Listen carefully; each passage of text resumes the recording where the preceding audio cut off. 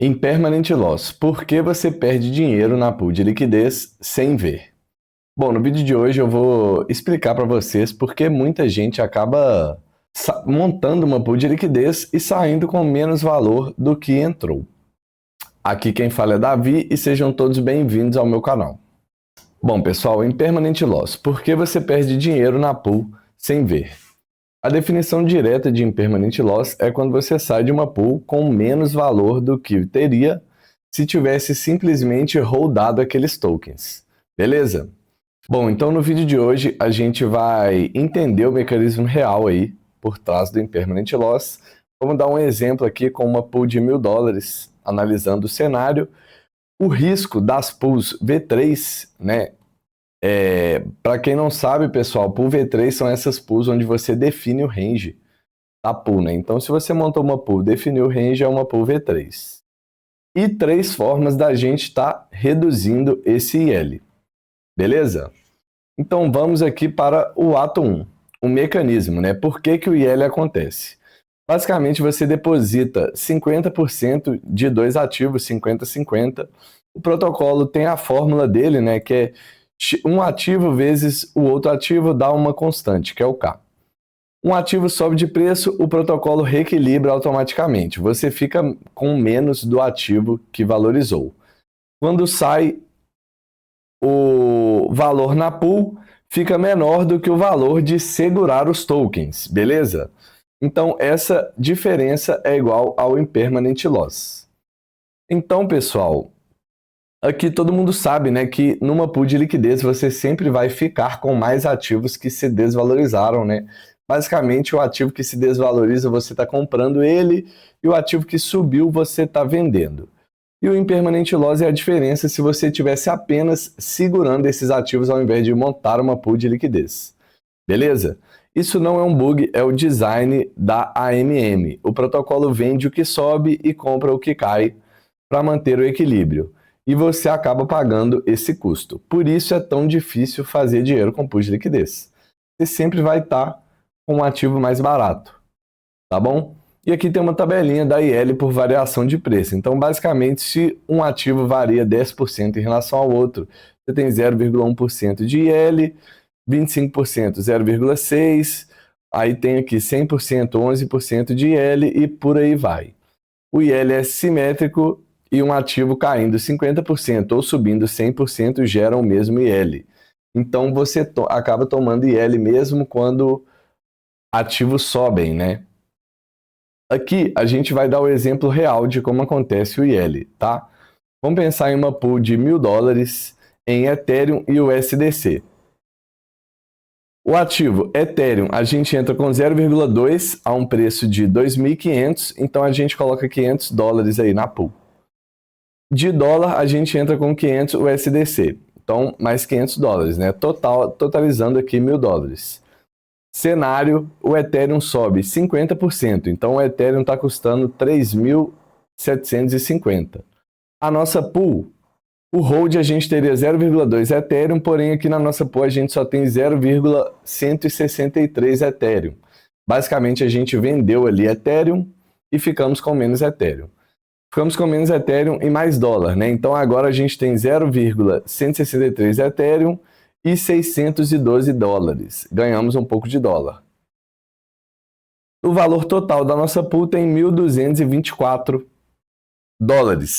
Porém, se a gente tivesse apenas segurando 0,2 Ethereum e os 500 USDC, a gente teria $1.250. Então a diferença, que é esses $26, é o IL que a gente tomou se a gente tivesse apenas holdado os ativos. O IL foi de $26 nesse cenário. Parece pouco, mas numa bull run completa, onde o ETH vai de 2.500 a 10.000, o IL acumulado pode chegar a 34% de diferença de ganho. Então, basicamente, se você está montando uma pool aí de, vamos colocar, Ethereum com Bitcoin, o que o IL está te falando é, se o Bitcoin disparar de preço, você vai ficar com o Ethereum, você vai basicamente perder a alta do ativo, você sempre vai ficar com o ativo que subiu menos. Beleza? Então, você nunca usa pools de liquidez para especular um ativo, tá? Quando o IL é maior ou menor? Bom, pares de stablecoin, né, o USDC com o USDT, Um IL é praticamente 0%, porque ambas moedas valem $1. Uma pool de W é a mesma coisa que acontece com uma pool de WBTC com CBBTC, dois ativos tokenizados que valem a mesma coisa, tá? WBTC e Ethereum, o IL esperado é um pouco baixo, porque são ativos bem correlacionados. Ethereum com USDC é moderado, o ETH oscila, o USDC não, então sempre vai ter um ativo subindo e outro descendo. Hype USDT é mais alto porque tem uma volatilidade maior, e altcoin com USDC, né, é um IL muito alto porque a altcoin pode subir muito ou descer muito, tá bom? E aqui eu vou falar com você sobre o risco amplificado em pools V3, né? Que são as pools que têm um range. O que é um range de liquidez? Pools de range de liquidez concentradas, a V3, Orca funciona assim também, PancakeSwap, Aerodrome. Você não fornece liquidez para o preço infinito, você define um range onde sua liquidez fica ativa. Todo mundo que já monta pool de liquidez há mais tempo sabe bem do que eu estou falando. Por exemplo, Ethereum SDC com range entre 2.000 e 4.000, $2.000, aqui é o preço o seu range, né, 2.000 e 4.000, aqui é o preço de baixo do range, aqui é o preço de cima e você está aqui na metade. Se o ativo está dentro desse preço, você está ganhando FIIs. Se ele sair para baixo, você vai ficar apenas com Ethereum. Se ele sair para cima, você vai ficar apenas com o SDC. Então, você sempre fica com o ativo mais barato. A vantagem é que você concentra o capital e ganha muito mais FIIs dentro do range. A desvantagem é que se o preço sair do range, sua liquidez para de gerar FIIs e você precisa remontar. O que acontece quando o preço sai do range? Bom, é aquilo que eu te falei. Se o preço sai do range, você vai ficar 100% em Ethereum ou 100% em USDC. Você é forçado a rebalancear no pior momento possível, quando o preço já caiu. Você basicamente compra mais do ativo desvalorizado para montar o par novamente. Então, a armadilha de apenas rebalancear. A estratégia mais comum do rebalance é abrir os dois lados do range, né? Então, basicamente, você fecha a posição, reabre, centrada no preço atual, voltando a ter dois tokens do par.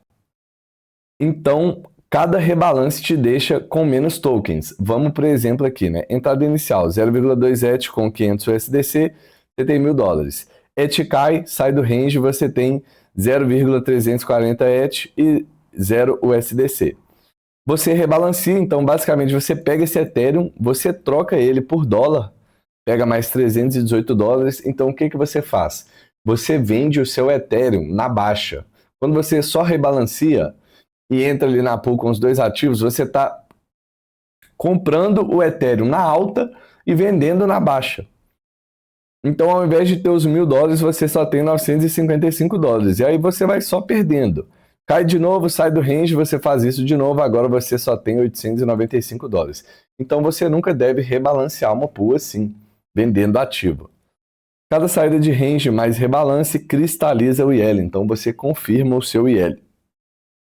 Você começa com menos a cada ciclo e o impermanente vira permanente. Então o que era impermanente, perda impermanente vira permanente, tá? E aí tem a estratégia de rebalance, que é o que todo mundo vende aí na internet para pools de liquidez, tá? Em vez de fazer o swap para rebalancear, existe uma estratégia mais sofisticada.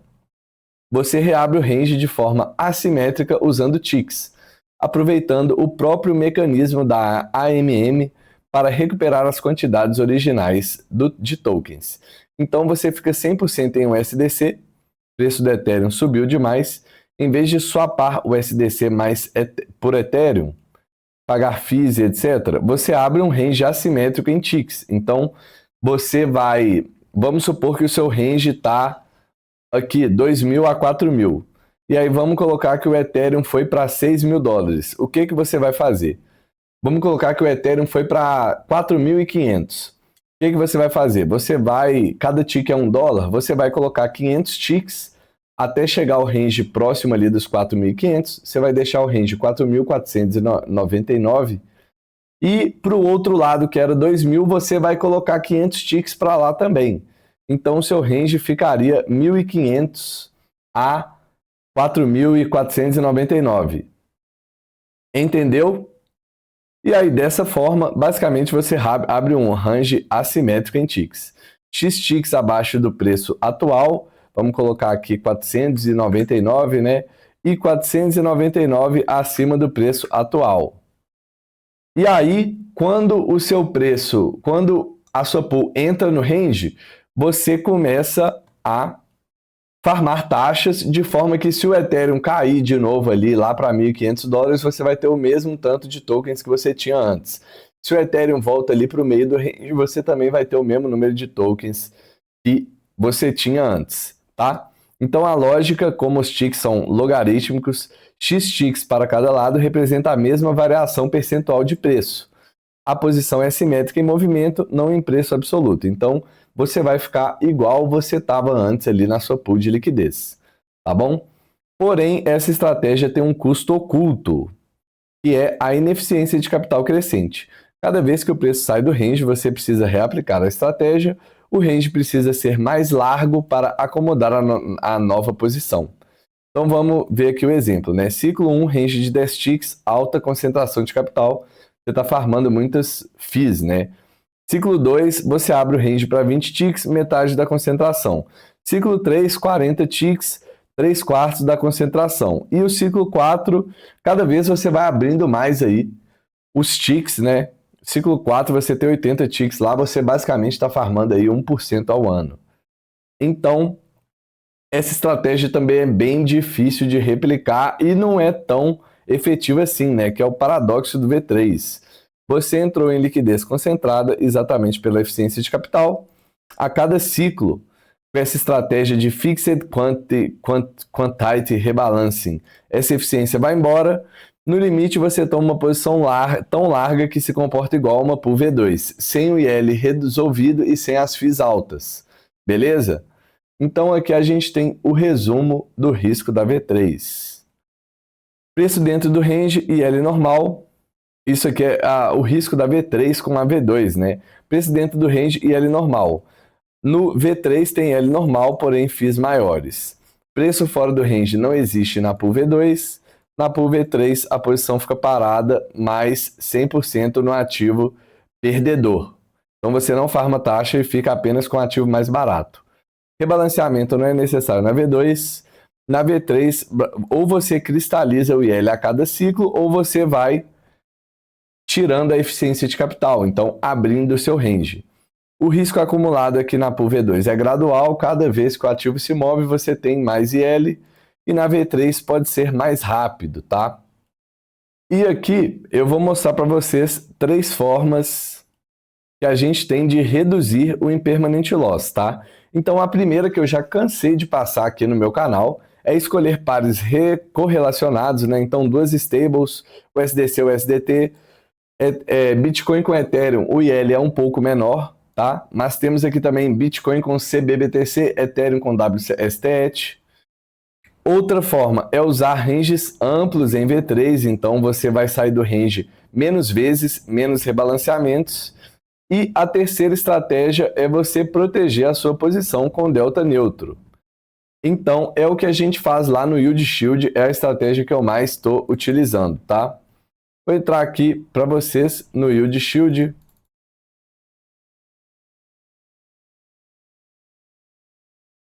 Aqui, basicamente, você vai proteger a sua pool de liquidez. Aqui a gente tem uma pool de Sol com Fartcoin. A gente está protegendo aqui tanto a Sol quanto a Fartcoin. Tá bom? Então, quando esses ativos desvalorizam ou valorizam, a gente está com um short aqui. E a nossa ideia aqui, basicamente, é farmar as taxas sem tomar o IL. Tá bom? Então, se a pool descer, a gente está protegido com o nosso hedge. Se subir, a gente vai perder no nosso hedge, porém a gente vai conseguir coletar as taxas.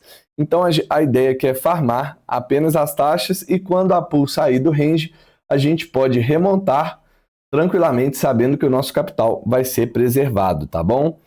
Quem quiser aprender a utilizar o Yield Shield, eu vou ver se eu deixo aqui no card do final do vídeo o vídeo que eu ensino a utilizar a plataforma, beleza?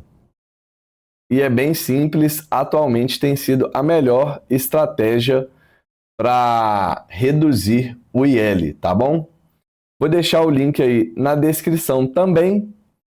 E quem chegou até aqui e gostou do vídeo, deixa o like aí, se inscreve no canal para vocês não perderem nada, beleza? Então, muito obrigado a todos e valeu, pessoal!